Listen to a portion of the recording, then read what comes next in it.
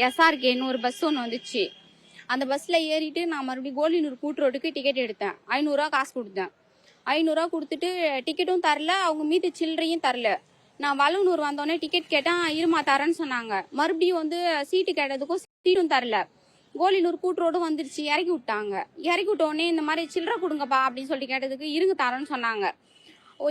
எனக்கு சில்லறையும் தரல, சீட்டும் தரல. அதே மாதிரி ஒரு 10 பேர்கிட்ட தரவே இல்லை, சீட்டும் தரல. அவங்களுக்கு ஒரு என் கூட அந்த இன்னொருத்தருக்கும் அவங்க வந்து டிக்கெட்டும் தரல, சீட்டும் தரல. அவரும் நானும் தான் இப்போ கம்ப்ளைண்ட் கொடுக்க வந்திருக்கோம்.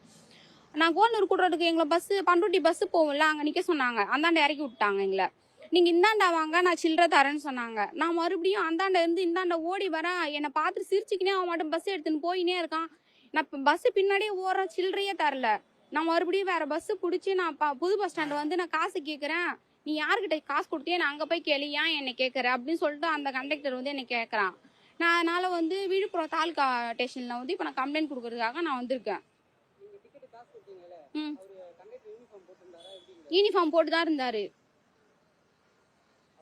அவரு தான். 2 கண்டக்டர் இருந்தாங்க. நான் பின்னாடி இருந்தாருல, அவர்கிட்ட நான் காசு கொடுத்தேன். அவர் வந்து முன்னாடி இருந்தவர்கிட்ட டிக்கெட் இது மாதிரி சில்லறை கொடுங்கன்னு சொல்லிட்டு கேட்டாரு. பின்னாடி இருந்தவர்கிட்ட கேட்டாரு. அவர் என்ன சொன்னாரு, ரோட்டை தாண்டி அந்தாண்ட வர சொல்றா, சில்லறை தரலான்னு சொன்னாரு.